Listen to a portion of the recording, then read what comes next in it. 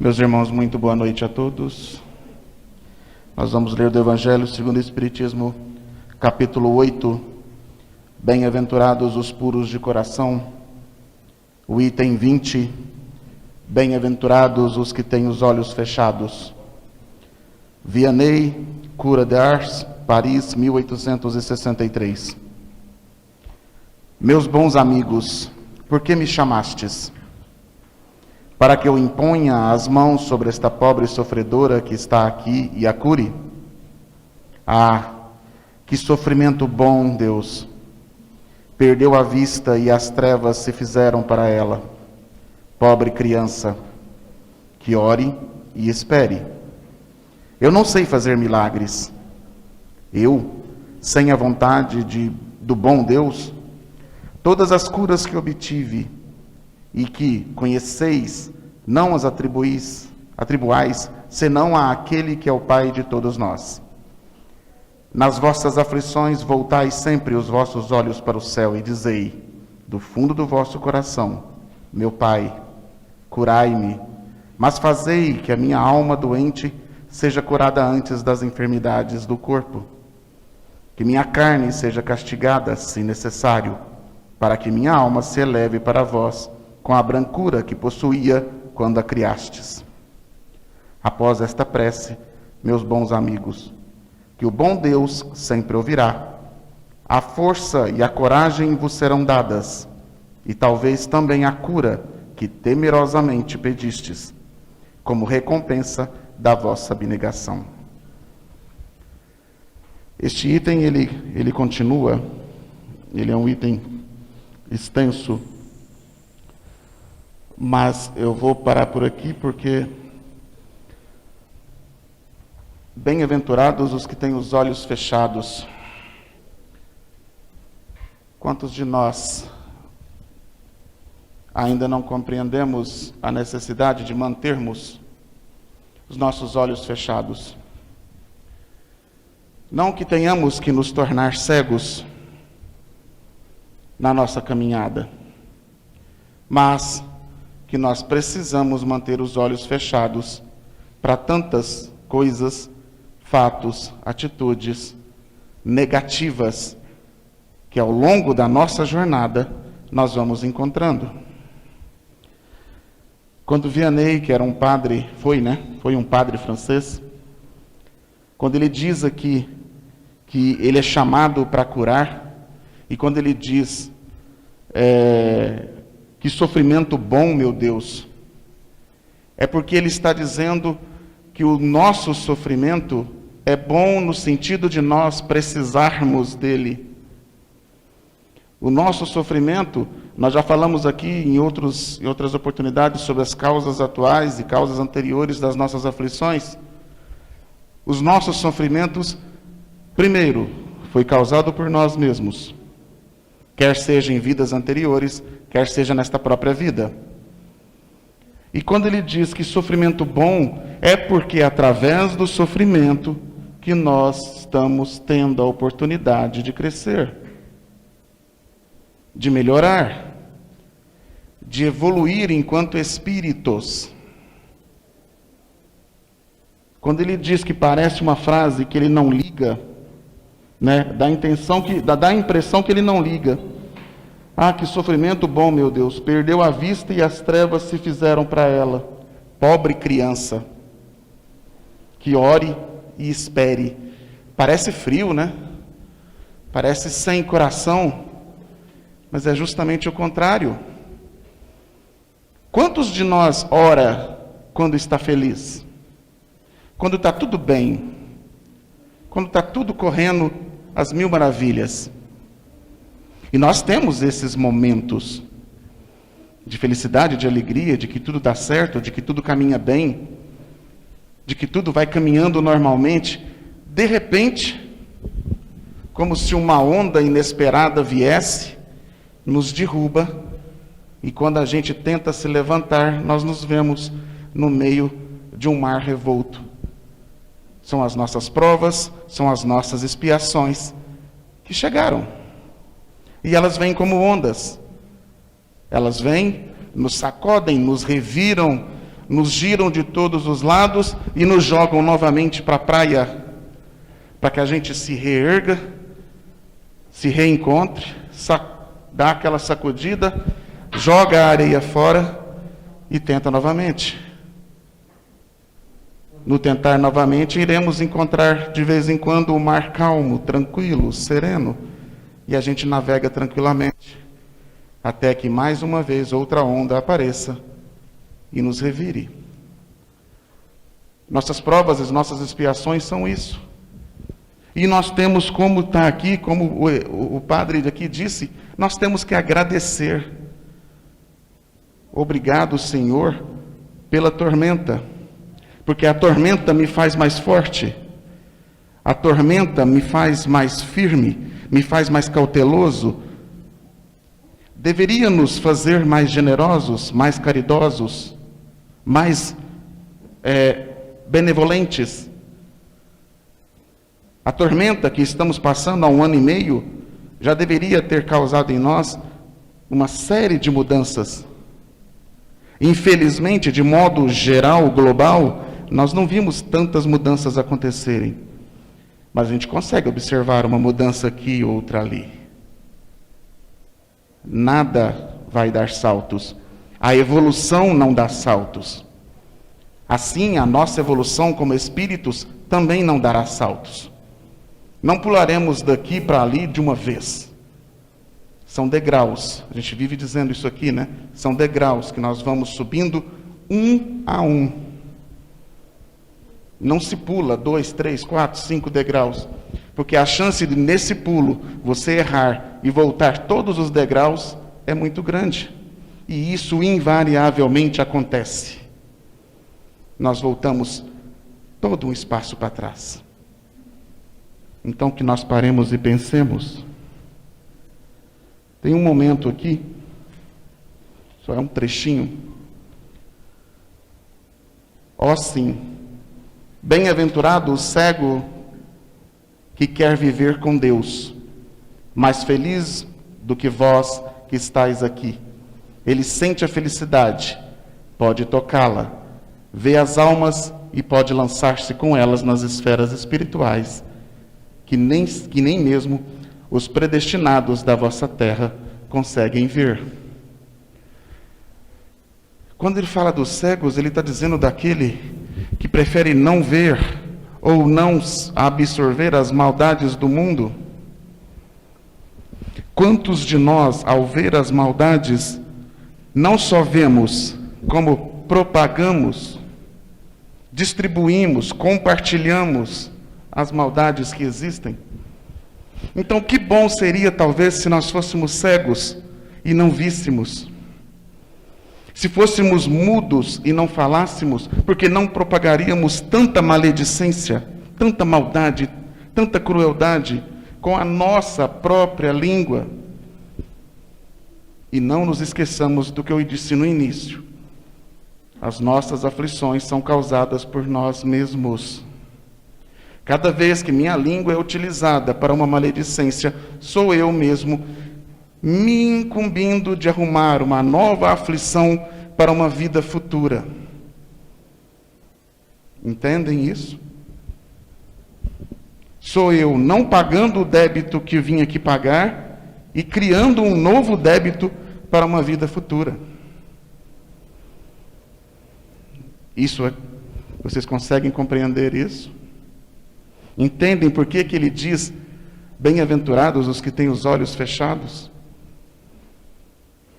Não significa que seremos leigos, alienados, fechados para o mundo. Significa que nós, como espíritas, temos o dever de não propagar o mal, de não fazer com que o mal avance. Ele chegou até nós? Chegou. Então que ele morra em nós. Seja ele de que tipo for. Seja ele através da visão, seja ele através da audição, seja ele através da escrita, mas que ele finde aqui.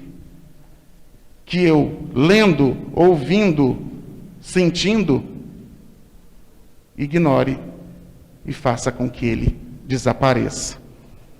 que não seja eu o portador da sua sequência. Porque senão eu também estarei envolvido nisso tudo. E serei eu amanhã, ou seremos nós amanhã, eu espero que não, a estarmos sofrendo por um mal que nós poderíamos ter evitado. Certo? Vou passar para o Fernando. Que vocês tenham uma boa noite de segunda, uma boa semana com Deus, com Jesus. Senhor Fernando, vou deixar aqui, não sei se você quer o texto ou não. O Anderson, como sempre, ele deu uma cercada em todo o assunto. Essa parte. Então eu vou pular para o outro lado. Eu vou pular para o lado do autor aqui dessa instrução, que é o Jean-Baptiste Vianney, que era um padre numa cidadezinha de Ars, que fica ali no oeste da França. Uma cidade remota, viu? Deve ter o quê? Uns 1.500 habitantes. Então esse Jean-Baptiste, ele era um padre, e na vida dele, isso aí eu estou falando porque eu sei, eu li aquele livro Memórias de um Padre Germano. Alguém aqui já leu o livro Memórias do Padre Germano? Então, se não leu, vamos ler, porque é uma obra-prima da doutrina espírita, tá? Esse livro foi psicografado no começo do século por uma médium, aliás, uma médium extraordinária, uma médium espanhola, Amália Domingos Soler. E ela escreveu esse livro, que é uma verdadeira obra-prima, e lá no livro mostra a vida desse cura d'Ars. Cura d'Ars, quer dizer, padre de Ars. E esse padrezinho, ele viveu nessa cidadezinha, ele foi colocado lá pelos superiores dele, porque desde que ele entrou no seminário, gente, ele tinha uma dificuldade muito grande nos estudos. Então eles foram jogando ele lá para aquele canto. Só que ele tinha um coração extraordinário, e era um médium também, gente, extraordinário. E a vida inteira dele lá nessa cidade, ele foi confessor, fazia um trabalho de confessionário, que as pessoas, no fim da vida dele, já na década de 50 do século XIX, o pessoal fazia romaria para ir lá. Então, quer dizer, ele foi um santo em vida, tá? O pessoal ia lá para se confessar com ele. E nisso ele fazia um monte de milagre. Principalmente curar o quê? A visão. Olha bem, você vê que ele aqui nesse texto, ele fala da visão. Por quê? Porque durante a vida dele, um dos milagres que ele fazia lá, quando era vivo, era exatamente, muitas vezes, curar a visão das pessoas. A pessoa chegava lá com problema de vista, cego, e ele fazia esse milagre. Tanto é que quando ele desencarnou, o corpo do cura d'Ars, gente, desse Jean-Baptiste Vianney, ele ficou incorruptível, ele não apodreceu, quer dizer, ele não se decompôs. Então, até hoje, o corpo dele está lá na França, nessa igrejinha que ele trabalhou a vida inteira, e está lá o corpo dele inteiro. O corpo não se decompôs. E ele foi canonizado na década de 25, no século 20. E hoje, essa cidadezinha, eles têm romaria lá, o pessoal vai lá, porque chega no túmulo dele lá, o pessoal pede, tem muita graça que o pessoal recebe, que eles chamam de milagre, tudo. Então continua. E nessa época aqui, ó, 1865, 63, o Jean-Baptiste ele já havia desencarnado, ele desencarnou em 1858, então em 1863 ele já deu essa comunicação para o Kardec, que é uma comunicação espetacular, e que o Anderson aqui ele falou bem sobre ela. Então é isso aí que acontece na nossa vida. Quer dizer, muita gente ainda usa os olhos físicos, esses olhos aqui, gente, para ficar o quê? Observando a vida alheia, para depois sair fazendo fofoca, fazendo maledicência e até calúnia sobre as pessoas. É claro que numa existência posterior, provavelmente essa pessoa vai nascer o quê? Com problema de vista. Essa pessoa pode nascer cega para quê? Para que não faça isso mais. Então nós temos aqui uma passagem que aconteceu com Chico, O Chico Xavier estava por aqui e apareceu uma senhora com uma criança toda aleijada, uma criança que não tinha braços, nenhum braço, ela era cega, e essa mulher chegou para o Chico e falou: ô Chico, eu fui no médico, os médicos estão querendo cortar as pernas do meu filho, amputar as pernas, porque ele está com problema nas pernas, tudo, precisa amputar. Aí o Emmanuel estava ali do lado e falou para o Chico, falou: ó Chico, realmente, essa criança aí, em vidas passadas, em mais de 5 vidas passadas, essa criança suicidou, esse espírito suicidou. Então ele já tem um reflexo condicionado para o suicídio. E é por isso que essa criança nasceu com esse problema. E nisso o Emmanuel falou que essa criança, ele tinha 5 anos de idade. Ele já tinha andado assim, arrastando para tentar pular de um penhasco. Então você vê que a misericórdia divina, através da medicina, dos médicos, amputaram as perninhas da criança. Então a criança ficou sem perna e sem braço e cega. Justamente para quê? Para que esse espírito não voltasse o quê? A delinquir. Quer dizer, cometer o crime, cometer um desatino qualquer novamente. Então esse espírito, o Emmanuel contou para o Chico, e o Chico contou para a mãe, que ele pediu para nascer com esses problemas, para não voltar, para não desencarnar de forma voluntária, como ele havia feito em outras encarnações. Então vocês vejam a importância de muitas vezes uma doença que a pessoa nasce, uma doença congênita, que a pessoa já nasce com aquilo, com a deformidade, com a cegueira. Muitas vezes a criança já nasce com problema auditivo, ela vai ficar muda. Então a gente, quer dizer, não pode ficar reclamando. Quer dizer, os pais às vezes ficam chateados: oh meu Deus, como é que meu filho nasceu aleijado, tal. Quer dizer, mas os pais têm que ter paciência e lembrar que, igual o Anderson falou, a causa das aflições muitas vezes são anteriores. Então a pessoa tem que ter paciência. Por isso que é importante, gente, o estudo individual ou em grupo da doutrina espírita. Tá? O espírita, ele tem que estudar para poder o quê? Desenvolver essa fé. E quando a aprovação bater na porta, a pessoa está preparada para quê? Para enfrentar aquilo. E não se acovardar. Tá certo? Porque provação, gente, todos nós vamos passar. Eu, por exemplo, meu caso particular, eu tive um descolamento na retina e quase perdi esse olho meu aqui, o olho direito. Aí na época eu fiquei meio chateado, mas aí eu lembrei, gente, bom, eu devo ter feito uma lambança no passado. Eu devo ter espiado alguém e feito alguma fofoca. E essa fofoca teve consequências desastrosas na vida da pessoa. Então eu acredito que eu não fiquei cego pela misericórdia divina. E houve por bem me dar mais uma chance. Mas o meu outro olho também, eu tive um começo de descolamento de retina. Aí eu fui lá no médico, e segurei essa retina aqui do meu olho esquerdo. Então, quer dizer, eu sempre tive problema no olho. Então eu acredito que eu deva ter feito uma besteira no passado, em relação a utilizando meus olhos. Eu não sei se na minha velhice eu vou ficar cego. Mas se ficar também, até lá vai ter bengala eletrônica, né, com som e tal, para a gente aproveitar. Então, quer dizer, eu não me preocupo tanto não. Mas, quer dizer, a gente pede a Deus pela misericórdia. Então, gente, é isso aí. É lembrar, quem puder ler o livro do Padre Germano, vai ser muito bom. Porque aí vocês vão ver a história de vida aqui do São João Batista Vianney, que era um espírito extraordinário, tinha uma mediunidade espetacular.